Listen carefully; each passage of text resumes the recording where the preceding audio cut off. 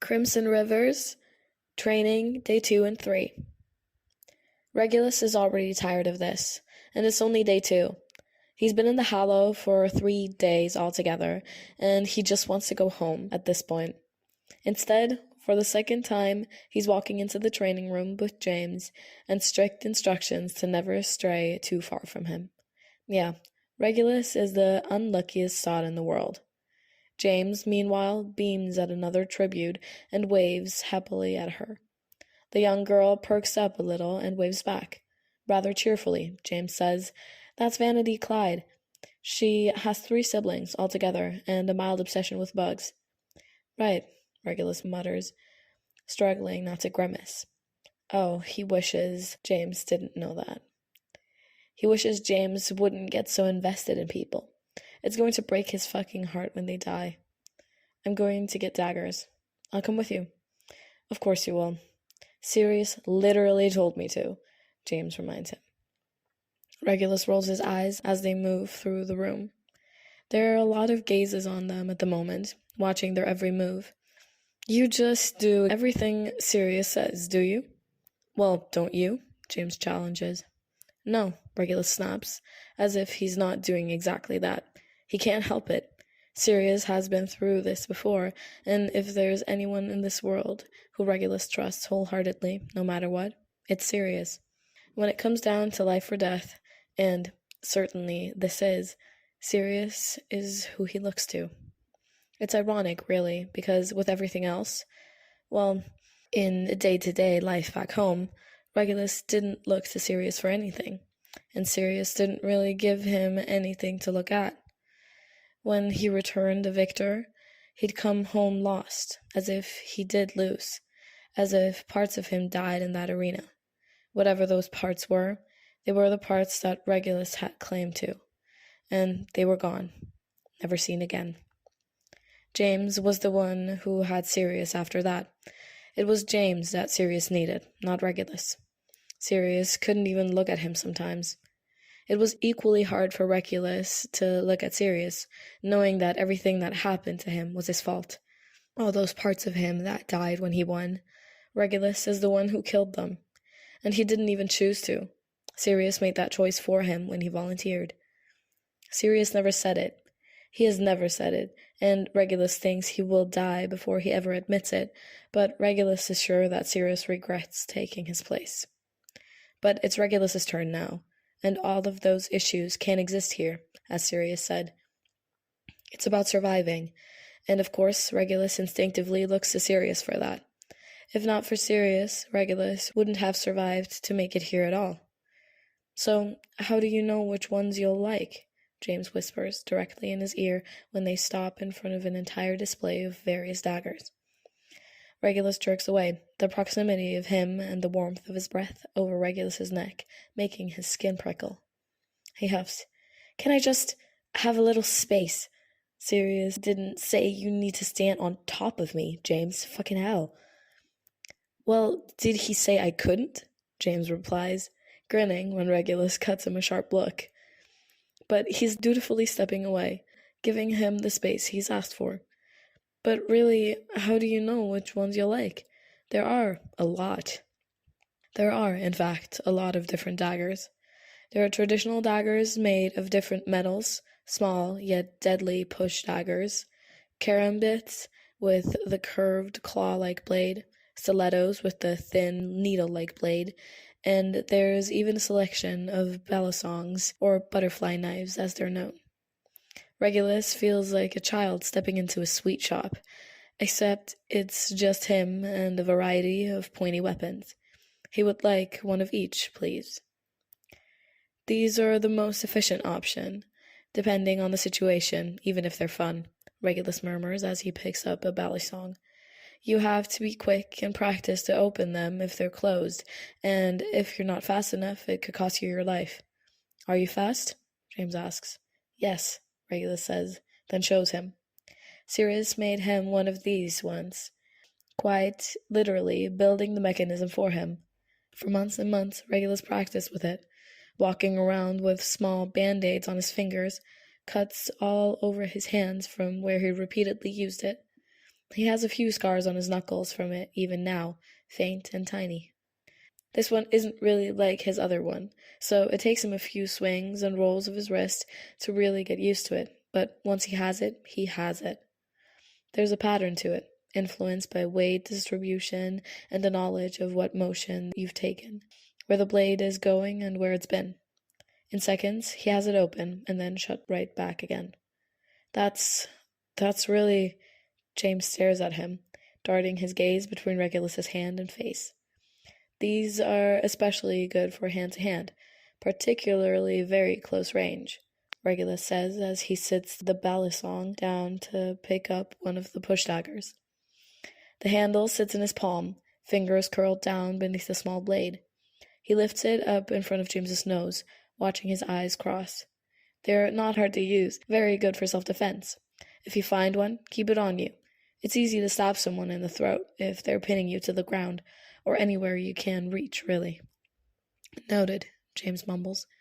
Regulus drops it and hovers his hand over the karambits, picking up one with a hum. A karambit. A karambit. You don't hold them with the blade held up. Your pointer finger goes through the open hole here, and the blade curves outwards like this. He grips it and turns his arm to the side so James can see. It's good to keep a defensive stance, and then you can swing your arm out, almost like you're punching them, but aim to slit their throat instead. One in each hand is ideal, honestly, for the most effective range of motion. Regulus, James says quietly, how do you know this? How does anyone know anything? Regulus replies, swinging the blade around on his finger. James's eyes track the motion, up and over. I have books. I've paid attention. I've even owned some like these, or as close as you can get when you're making them at home. Sirius, well, he used to make them for me before he came out of the arena. He stopped after that. Sirius? James pauses, staying quiet as Regulus puts the karambit away, hovering his hand over the others with a pensive expression. That had nothing to do with you, Reg. You know that, don't you? He wasn't trying to give up on you, if that's what you think. He came out feeling wrong. Really, really wrong. He doesn't build things anymore. Did you know that? Hasn't in 10 years. He used to make things, fix things, and now... James swallows harshly and looks away. Now he just feels like he breaks things. It wasn't that he didn't want to build for you, Regulus. It was that he forgot how. It affected me, but I never needed that from him, Regulus whispers, hand gently sitting down on one of the more traditional daggers, one made for throwing and hand-to-hand. I just needed him to be him. He forgot that too, James says sadly. He remembered eventually. And where were you? I said he remembered himself, Regulus declares, an edge to his tone, sharp enough to rival the blades in front of him. He lifts his gaze to James. I didn't say he remembered me. Believe it or not, James tells him, you were never one of the things that he forgot. Regulus shakes his head and plucks up the daggers in quick succession. Leave it, James. I'm not talking about it anymore. I'm going to throw these. If you follow, shut up. With that, Regulus swivels on his heel and marches off toward the stalls where he can throw his daggers. Between the conversation he and James just had and the weight of all the gazes on him that he can't escape, he feels tense and coiled tight, his hair standing on end, braced for an impact that won't come for a few days yet. The suspense of it making his bones ache. He wishes he could turn back time. James does dutifully follow along, but of course he does not shut up, as requested. He does thankfully drop the subject of Sirius, though. What about these daggers? More traditional, good for close range, but also throwing. Multi-purpose enough that you can hold them however you wish to utilize them. Stabbing, slicing, things such as that. You have options, and plenty, Regulus explains. Pretty little things, aren't they? James muses, head cocking with a lopsided grin as Regulus swivels one of the daggers in his palm and gets into position. Oh, yes, pretty, Regulus says flatly, then lifts his hand and exhales as he snaps his hand out. letting the dagger fly through the air towards the target. It lands with a loud thud, buried to the hilt in the middle of the figure's forehead. Could have been luck, James hedges, eyes bright when Regulus snaps his head toward him in disbelief. James bites his lip, like he's trying not to grin. Do it again, but aim for the left arm, just above the elbow. Your left or the figure's left? My left. Regulus narrows his eyes slightly, then turns back around, lazily swiveling the dagger in his palm again. After a beat, he raises his arm and sends it flying, watching in satisfaction as it lands exactly where James challenged him to put it. He turns back with his eyebrows, tossing the last dagger up and catching it over and over. Luck? Regulus asks, lips twitching. If I put an apple on my head, could you? Yes. What if I was running? Yes. Trick question. The apple would fall. Oh, sorry. I thought the question was if I could put a dagger in the side of your fucking skull. James chokes out a laugh, his head thrown back in the light, and when he calms a few moments later, he steps forward and holds out his hand. All right. Well, maybe it's easy. Let me give it a go, yeah? If you're interested in embarrassing yourself, sure, carry on, Regulus replies, tossing the dagger up to catch it by the blade to hold it out hilt first. You're so mean, James whispers, like it's a secret, but the sword that you're excited to keep. He steps up when Regulus steps back, and immediately, no.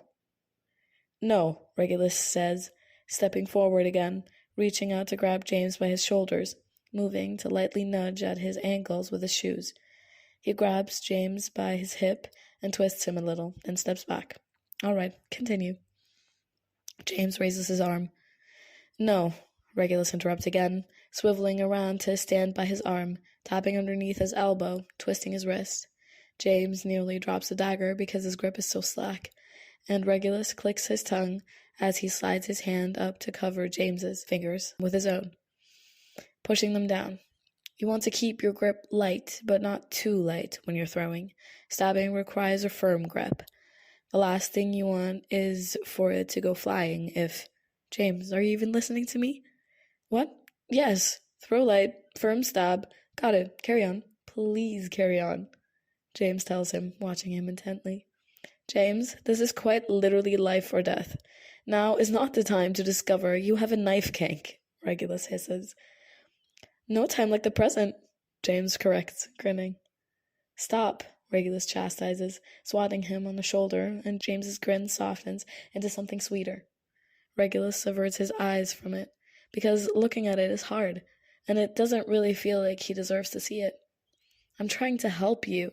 This applies to your hatchet as well, you know? James sighs, growing more serious. All right. Throw as you extend, not before and not after. Don't lean too hard in any direction, because that can guide the blade. You have to consider the force and direction of wind, as well as distance, and also judge the force in which you need to throw it so the blade lands instead of the hilt. That's a lot. Seems that way, yes, but it does become instinct after enough practice. Think of it as an extension of you. That helps. Right, got it. Can I throw now? Sure, Regulus says, stepping back again. And to his credit, James does seem to try to follow his advice. Still, Regulus can see where he's gotten it wrong as soon as he lets go. So he's saying no before the hilt even hits the wall next to the target and lands on the floor with a dull clatter. You know, this is your fault, James announces. Regulus rears back. My fault? I try to help you. Well, with all that unnecessary touching, I got distracted. Unnecessary touching? There was no unnecessary touching. James hums, planting his hands on his hips. There was an excess amount of touching, Regulus. You knew what you were doing, and the joke's on you because, while it may have worked, I'm not the least bit embarrassed by it. James, Regulus grits out, raising his hand to point toward the target. Go get my daggers. Bossy, James mutters, flashing him a grin before he winks and dutifully jogs to do as he's told. Regulus heaves a sigh. It's going to be a long day. He's not wrong either. It is a long day. As much as he would like to just stand around throwing daggers all day, that's not all he's supposed to do. James also drags him around to talk to people, as if they're not possible threats. James and Regulus now come with more knowledge on the other tributes, things that Sirius has learned already, like who some of their mentors are, which apparently matters, but there's still more to learn. Threat levels to assess, allies to cement. There's Peter, who is very funny and comforting, but those aren't skills to help in the arena. He spends most of his second day on survival skills, seeming to have given up on weapons altogether. Peter talks quickly and calmly, interchangeably, easy to drown out when he's speaking rapidly, but impossible to ignore when he's drawing you in with his soothing tone.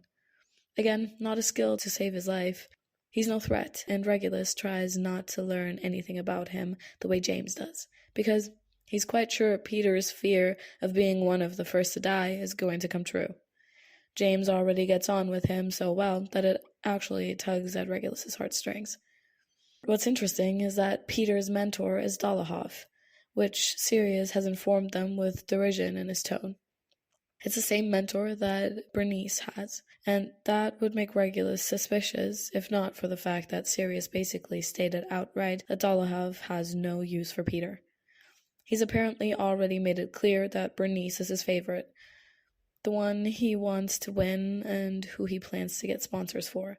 So not only is Peter not at all prepared for the arena, but he's essentially been abandoned by his mentor already, which is just fucked, honestly.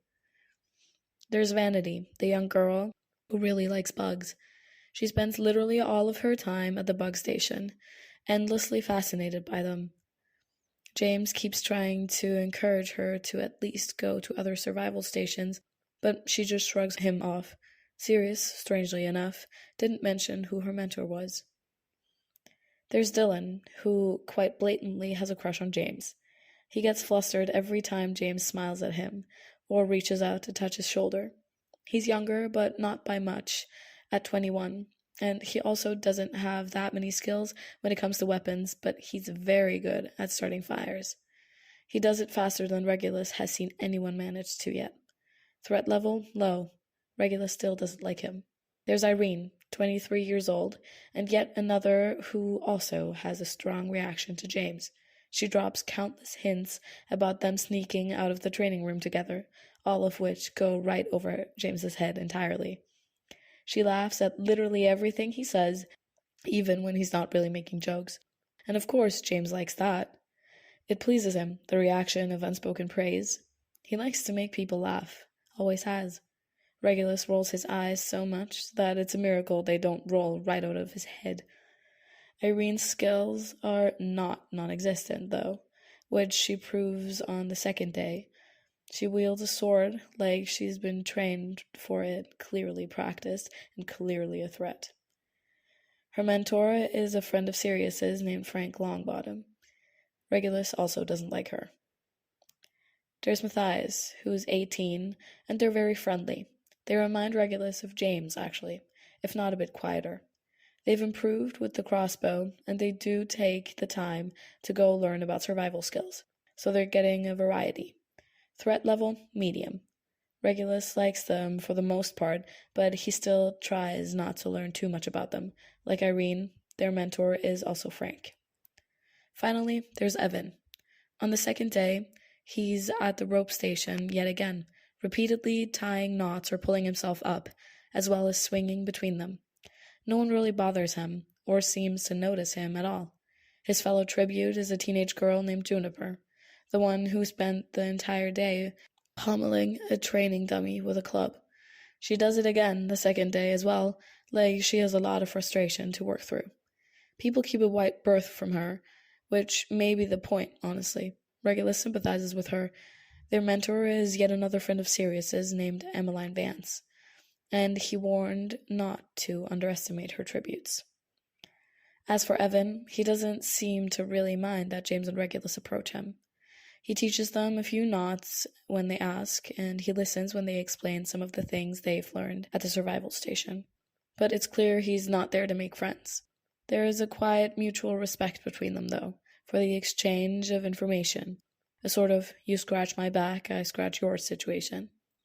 Regulus doesn't think Evan would immediately attack him if they ran into each other, but he doesn't know that for sure. Threat level? Question mark. The Death Eaters have expanded from just Malsaber, Avery, Bernice, and Hodge to now include 3 more people. There's Willa, Axes, and Quinn.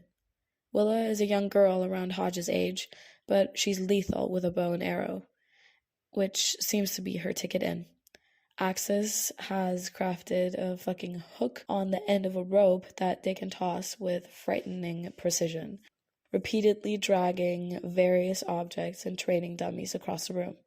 Quinn is like Hodge, Regulus is sure, in that she's another disposable weak link for them to turn on first. Mulciber and Avery share a mentor, who is, much to Regulus's discomfort, Lucius Malfoy. Technically Regulus's cousin-in-law, which he's doing his level best not to think about. Bernice has Dolohov, like Peter, and again, Sirius warned not to underestimate her. Axis and Willa have the same mentor as well, a man named Yaxley, who generally has Death Eaters every year, like Lucius and Dolohov. Sirius didn't mention Hodge or Quinn's mentors at all. The remaining 10 either stick to themselves or their fellow tributes, and that's it. They go out of their way to avoid others, to the point that they'll walk away if anyone approaches them. By the end of the day, Regulus is tired, both physically and mentally. James has improved with his hatchet at least a little, enough that his chances of survival in a fight aren't so low that they make Regulus' stomach drop out from beneath him just thinking about it. Despite his exhaustion, the time for rest is still far away, because he and James have to meet with their stylist. Dorcas Regulus has never seen a Hallow look so much like a Hallow, and also like no other Hallow he's ever seen, but all at once. She's striking, quite frankly. Her braids are styled on top of her head with silver clasps and ornaments weaved through, and her dark skin has a faint shimmer of silver dusting as well. But her dress looks like dripping obsidian, the sturdiness of stone, while looking as if it's made of velvet. There's a necklace around her neck with 3 words written in small cursive letters, Hallow is Hallow, which is quite the statement. Her fingers are covered in rings that connect with her bracelets, and she has one of those finger armor covers that come to a point, which she taps to the arm of the chair as she flicks her gaze between Regulus and James critically. James, being James, eventually can't stand the silence anymore, and the first thing he blurts out is, "So, your necklace, did you, make that, or this?" Dorcas's hand flutters up to it. "Yes, I designed it. Do you like it?" "It's bold," James admits, blinking at her. Dorcas hums. "Well, I'm a very bold person, James. Would you say the same?" "I mean, I suppose," James replies, eyebrows furrowed. "Yes," Regulus answers for him. "Don't let him fool you. He's one of the most audacious people you'll ever meet." James glances over at him, looking startled, but visibly pleased. "That wasn't a compliment, James." "Yes, it was," Dorcas corrects bluntly. She threads her fingers together on her crossed legs, her rings clinking together. "I designed in bold. It's a compliment." She pauses, flickering her gaze between them. "I won't lie, this is my first year styling for tributes. I'd like to represent you in a way that is both meaningful and a political statement." "By which you mean?" "Let's call it thought-provoking. Everyone in the Hallow is asleep. I want to wake them up." Regulus shares a brief look with James, then focuses back on Dorcas. "With fashion." "With expression," Dorcas tells him. "That speaks to them. And I want to make something they can't look away from. They'll all be looking at you, so let's make sure they see something important, shall we?" Sirius and Pandora, who have been quietly murmuring to each other off to the side, stop and look up, clearly paying attention. Again, James and Regulus share another look, a bit longer this time. When they look away, they both lean forward. "What did you have in mind?" James asks. Dorcas smiles. James isn't really sure what to expect from day 3 of training, but he and Regulus have their objective. Get in, practice more, learn more, and do some hand-to-hand. Sounds simple enough, really. Again, a lot of eyes are on him and Regulus as soon as they enter the room. That's getting old at this point. It's like half of them expect them to start trouble, while the other half expects them to start fighting each other. The tension gets under his skin and makes it harder to keep focused.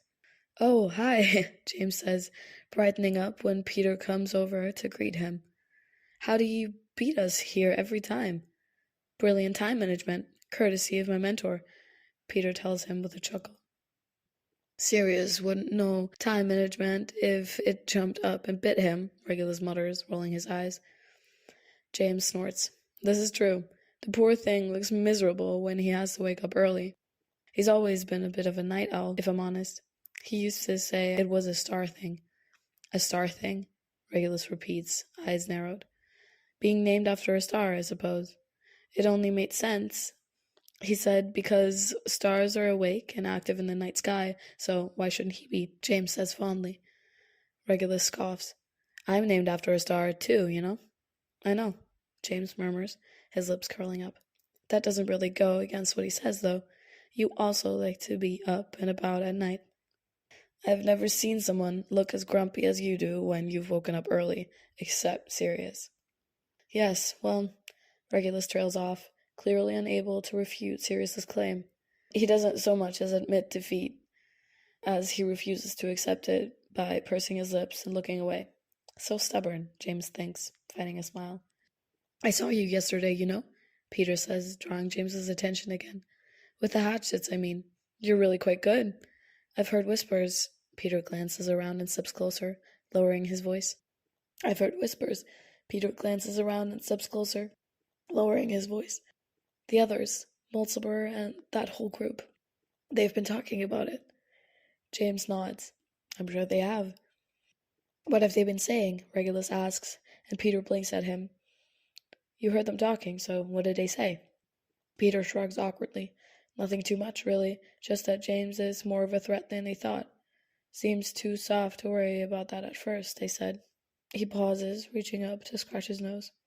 "They also, well, I heard them say that you're shaping up to be exactly the threat they anticipated. You're fucking deadly with those daggers, honestly." "I know," is all Regulus says. "Right," Peter visibly gulps. "Right, well, I'm going to go do something. Yeah, bye then." "Lovely," James murmurs, with a sigh as he watches Peter quickly shuffle away. "You're scaring our allies." "Your allies? I don't have allies," Regulus replies unrepentant. "What's mine is yours," James tells him. Regulus arches an eyebrow at him. "Do they know that?" "They know that," James admits, because they do. He's made that very clear from day one. They're very aware that Regulus is a priority to him, and he's not to be harmed. Not that anyone James gets on with actually wants to hurt anyone at all. But that's besides the point. The point is, they know. Come on, let's do another circuit of the survival skills portion. Then practice with weapons, and we can close the day out by getting on the mat and giving everyone a show. "Oh, is that the plan?" "That's the plan. And also, mingling." "Mingling," Regulus grumbles under his breath, like he detests the idea, but he doesn't complain further. Again, James has to fight the smile, and he leads him away. So that's how they spend the day. In between the survival skills portion, James checks in with the people he's gotten comfortable with by now. Vanity is, of course, at the bug station. She brightens as soon as she sees him, and even Regulus is a bit soft with her, likely because of her youth. James talks to her about her siblings by name, Divan, Curio, and Hoosier, listens to her chatter about bugs, and tells her a bit about his parents. Vanity gives him and Regulus a lesson on bugs to watch out for, either because they're dangerous or because they're good for protein, which James honestly doesn't want to think about. The last thing he wants to do is eat bugs, but, well, you never know, right? Following Vanity is Irene at the plant station, who gives up on trying to identify the poisonous ones in favor of talking to him, telling him all about her friends back home as he dutifully listens. James likes her, but it's clear that Regulus doesn't. He rolls his eyes and takes over at the plant station, making snide comments under his breath that Irene outright ignores.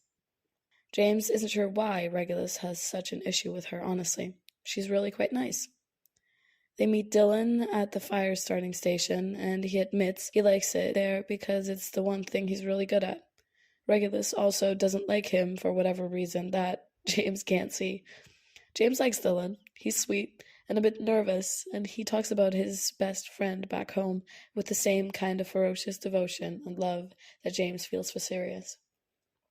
James crosses paths with Peter again, pausing to smooth over Regulus, frightening him before.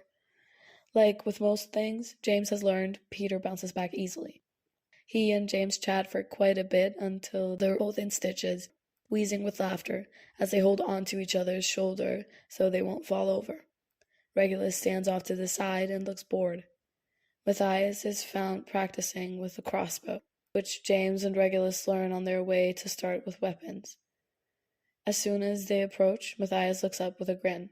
They instantly launch into an excited recount of how much they've improved with the crossbow. 20 out of 26 shots so far. And James beams at them, genuinely proud of their process. They talk to Regulus and James for a few minutes, but they're clearly focused, or in the zone, as they call it. So James and Regulus leave them to it, heading to start practicing as well. James doesn't really like utilizing the hatchets as weapons, if he's honest, but he knows he needs to be prepared. He wants to make it through without hurting anyone, but he doubts that will be possible if his goal is to get Regulus home, which it still is. Practicing with a weapon is really just getting your body prepped with the motion memory. Because there's no true preparation for the real thing. That's what Sirius said, and James believes him. He can't imagine actually harming another human being.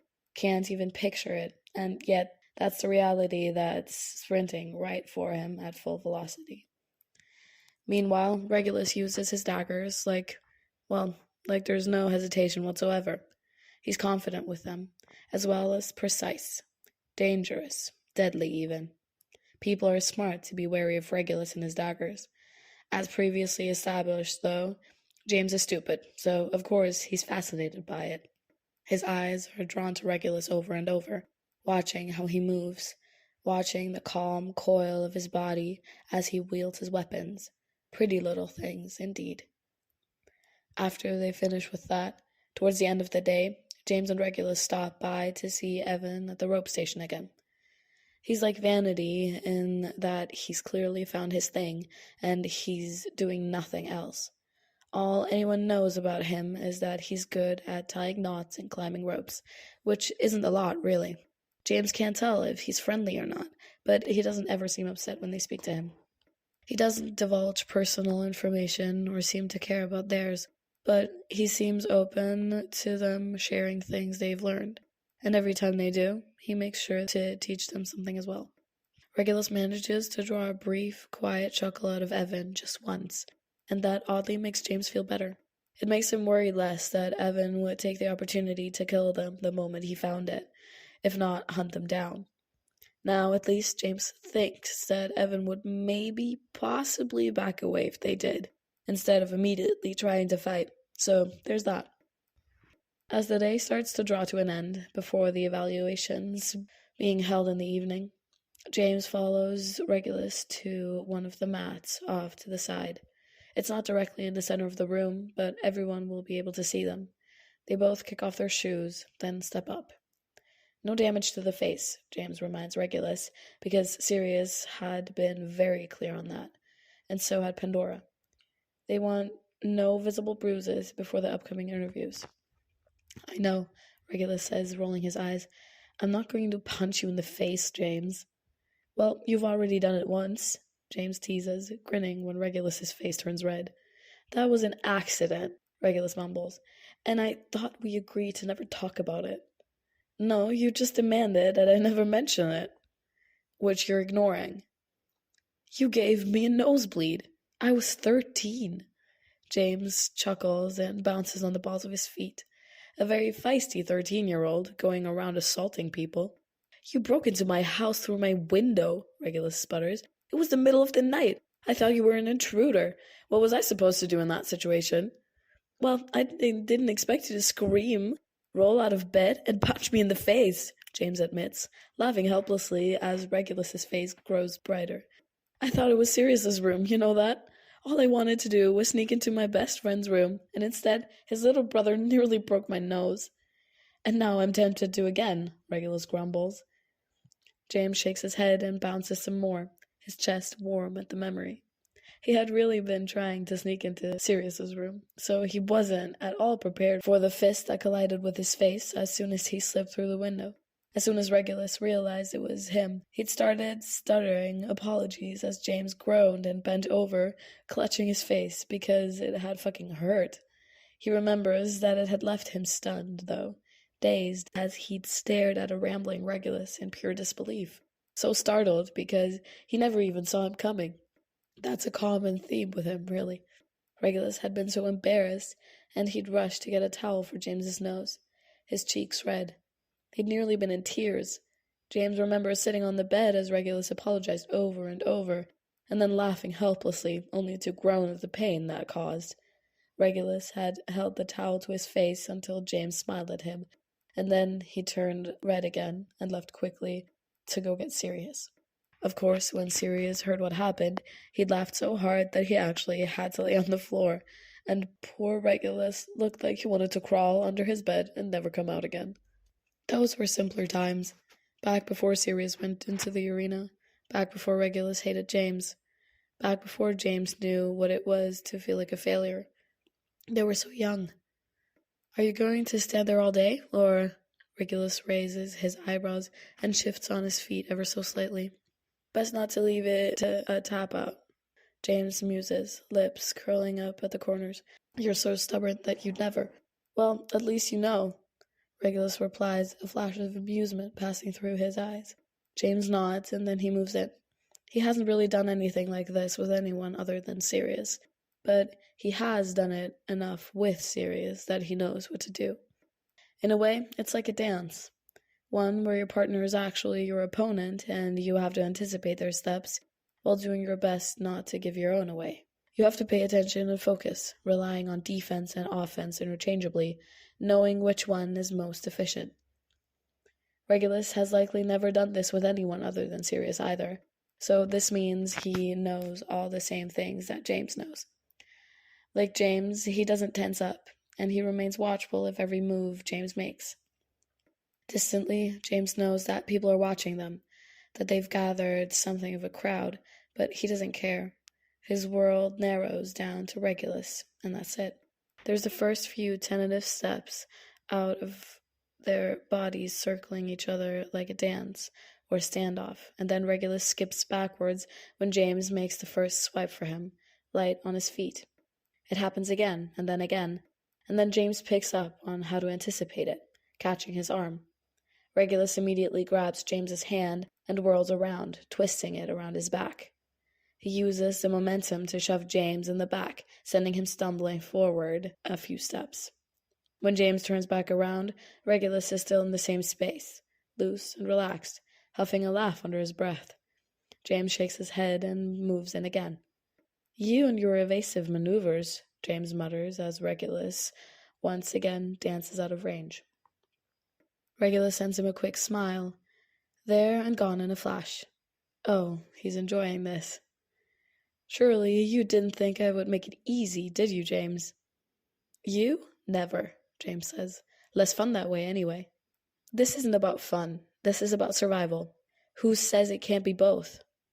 Only you would think that way, Regulus tells him.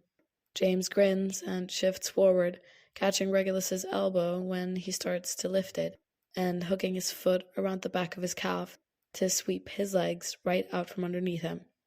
Regulus goes down, hitting the mat with a thud and a soft wheeze. The breath knocked from his lungs. James peers down at him smugly. See? That was fun. Regulus narrows his eyes, and then James yelps when cold fingers wrap around his ankle and yank. Again, he doesn't see it coming, so he trips backwards, and Regulus lifts his leg and pushes, so that James goes down. James lands pretty hard, groaning once he's there, blinking rapidly. It takes him a second to catch his breath, and then he's rolling over in just enough time to catch Regulus's wrist. There's a brief struggle, Regulus's knee hitting James in the stomach, and James twisting Regulus's arm back. They roll, then roll again, and then Regulus rolls right on top of him, gripping James by the wrist and slamming him down on the mat. "Still having fun?" Regulus asks, somehow managing to arch an eyebrow even as his chest heaves from exertion. "So much," James wheezes, then rolls his wrists and bucks his hips as he flings himself to the side. He weaves an arm over and under Regulus's, shoving him face down as he drops his knee into the middle of Regulus's back. He could wrench Regulus's arm up, but there would be no point, seeing as he'd let James break it before he'd ever tap. Regulus curses under his breath, letting his forearm press to the mat as he breathes hard. His body is tense, and James sees the sweat that slides over the back of his neck, disappearing into his collarbone. After a beat, Regulus relaxes at once, and then reaches back with his free hand to hook his fingers in the crook of James's bent knee. He scratches on it at the same time that he rocks his body to the side, making James sway and nearly fall over. Regulus manages to turn over underneath him, freeing his arm, but now James is just straddling his hips and frantically trying to grapple for his wrists. It doesn't work very well, honestly. Regulus just knocks his hands away and grabs James's hips and fully tosses him to the side, using the momentum of his own roll to counteract James's weight. Yet again, James hits the mat, flat on his back. With a grunt and muffled curse, Regulus just follows him right over. "Fucking stay down, would you?" James groans. "You first," Regulus grasps out. He has James's hands caught between each knee and James's own, holding them in place while one hand presses on the middle of James's chest. The other is holding James's shoulder, keeping him pinned. James blows out a breath, a deep breath, his mind racing. He tries to wriggle his fingers, but Regulus's knees squeeze his sides tighter, keeping James's hands trapped. Honestly, James can't move much, or he doesn't think so. It takes him a minute to remember that he can bend his knees, and then he does just that, throwing his leg up into Regulus's back, hard enough to displace him just a bit he needs to get his hands free. As Regulus balances again, James locks his hands around each of Regulus's wrists, in just enough time to yank his arms back as he lifts himself up. This shifts them a bit until Regulus is just sitting on James's thighs. As James sits up and pins his arms behind his back, it puts them at an impasse, because Regulus can't get his hands free, and James can't get Regulus off of him, so they're pressed chest to chest, panting as they stare at each other and try to come up with what to do next. "Well," James says finally, "what now?" "I'm thinking," Regulus admits. James snorts weakly. "Oh, are you? Do take your time." "I can't headbutt you. That would damage your face," Regulus complains. He pauses, then clears his throat. "And mine." "Nice to know which one is the priority for you." Actually, I'm rethinking that decision. At this point, it would be worth it." "Don't be such a sore loser," James teases. Regulus scoffs. "Are you joking? If I had my dagger, you'd be dead 10 times over already." But you don't." James grins at him, then bites his lip when Regulus lets his head roll back as he groans. "Oh, don't do that. You're giving me all sorts of filthy ideas." "Am I?" Regulus lifts his head and narrows his eyes at him, tugging on his hands, but James keeps his wrists firmly locked behind his back. Regulus huffs. "Well, realistically, I can't do anything else, and you can't do anything else, so that's that." "There are a lot of things we could do in this position," James corrects, then grins when Regulus stares at him. "Oh, you meant the... Right, sorry, I was thinking of other things." "Sirius told you not to flirt with me." "Yes, he did." "You didn't. Funny that." "You won't be able to flirt with me when you're dead," Regulus informs him, the flush on his face not fading in the least. James just hums. "Suppose I'll have to live long enough to keep doing it some more." "If you get close enough to try, you won't get the chance." "What are you going to do? Crawl in my lap and let me hold your hands behind your back. Oh no, I'm terrified. You have 2 seconds to let me go, or I'll just headbutt you and let Sirius yell at us. Regulus snaps. 1. All right, James concedes, dropping his hands because that's his I'm not fucking around voice. Oh, James has heard it enough over the years to know it well. Idiot, Regulus says as he immediately, without hesitation, slams James back down on the mat by his shoulders. You know, I'd say you've really come a long way, James murmurs breathlessly, hands settling on Regulus's hips, and he could attempt to throw him off, but he won't. Regulus raises his eyebrows at him, hands going slack against James's shoulders, sliding further apart like he's feeling them beneath his palms. Have I? How so? Well, we've come from you punching me in the face when you were only 13, and now here you are at 25, using me as a seat and manhandling me as you like, James tells him, huffing out a laugh. As Regulus stops leaning down over him, slowly sitting up, as he does so, his hands slip over James's shoulders and slide down his chest. James sees Regulus catch his bottom lip between his teeth, eyes tracking the movements of his own hands. Struggling not to laugh, James squeezes his waist gently. Enjoying yourself? Sadly, yes, at least a little, Regulus confesses, which leaves James feeling rather triumphant, actually. Regulus shakes his head and gently taps James just between his lowest ribs, the hollow of his stomach. You are unholy, James. Do you know that?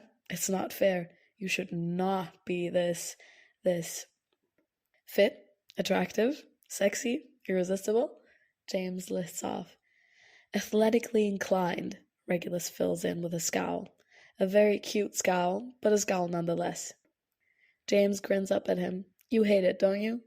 With a burning passion. So, you feel passion for me? Regulus rolls his eyes and pushes his fist into James's stomach hard enough to make him grunt and curl up a little bit. With a thin smile, Regulus reaches out and pats James's cheek as he groans quietly. Something like that. Brilliant. Love that for me. James wheezes as Regulus launches himself off of him.